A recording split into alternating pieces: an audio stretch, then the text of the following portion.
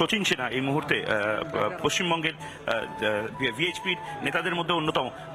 অলোক কুমারজি তো বলছেন, একদম নির্দিষ্টভাবে অলোক কুমারজি বলছেন যে বাংলাতে একটা অদ্ভুত ধরনের জোয়ার, বিশ্ব হিন্দু পরিষদের জোয়ার আসছে। কোথাও কি মনে হচ্ছে এটা ঠিক? এর নিশ্চিত, তার কারণ আমরা দেখতে পাচ্ছি গত কয়েকদিন ধরে যেমন সারা দেশ রামময় হচ্ছে, ঠিক তেমনি বাংলাও আজকে পিছিয়ে নেই। বাংলাতে বিশ্ব হিন্দু পরিষদের কতজন এই মুহূর্তে সক্রিয়ভাবে কাজ করছে?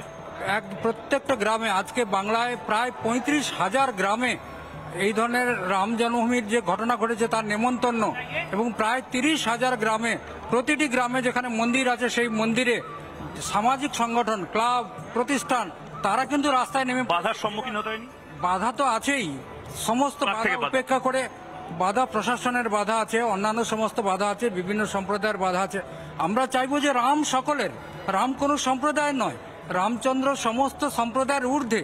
সেই জন্য বাংলার এবং ভারতবর্ষের সমস্ত ধরনের মানুষের এই যে আনন্দ উৎসব, সে আনন্দ উৎসবে অংশ নেওয়া উচিত। একদম পায়েল, অর্থাৎ তুমি বুঝতেই পারছো বিশ্ব হিন্দু পরিষদের এই মুহূর্তে যারা কার্যকর্তা রয়েছেন, আন্তর্জাতিক কার্যকারী সভাপতি রয়েছেন, যারা বাংলার নেতারা রয়েছেন, নেতৃত্ব রয়েছেন, প্রত্যেকেই কিন্তু এই যে রাম মন্দিরকে ঘিরে যে জনসংযোগ, সেই জনসংযোগের পরে আশাবাদী যে বাংলাতে আরো বেশি করে বিশ্ব হিন্দু পরিষদের সদস্য সংখ্যা, সেই সদস্য সংখ্যা বাড়বে এবং রাম ভক্তের সংখ্যা বাংলাতে বাড়বে। পায়েল, ধন্যবাদ ময়ূক। আমরা কথা বলছিলাম আমাদের সিনিয়র এডিটর ময়ূক রঞ্জন ঘোষের সঙ্গে।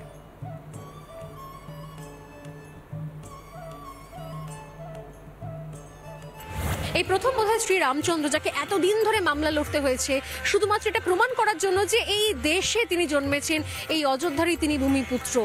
কোর্টের বিষয়টা খুব ইন্টারেস্টিং। সেখানে রামলালা একজন 5 বছরের বালক, মাইনর হিসেবে তাকে দেখানো হয়, তার বালককালের সখা হিসেবে দেখানো হয় केशरीनाथ पांडे जी के।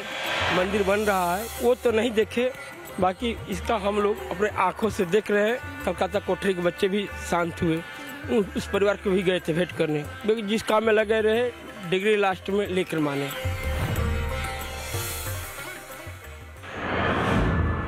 আগামীকাল অযোধ্যাতে শ্রী রামচন্দ্রের প্রাণ প্রতিষ্ঠা হবে। সেই কারণে বিজেপির রাজ্য সভাপতি তথা বালুরঘাট লোকসভা কেন্দ্রের সাংসদ সুকান্ত মজুমদার দক্ষিণ দিনাজপুরের খ্যাত আতপ চাল, বা যাকে আমরা গোবিন্দভোগ বলে থাকি, সেই চাল 10 কুইন্টালেরও বেশি অযোধ্যার উদ্দেশ্যে আজ পাঠাচ্ছেন।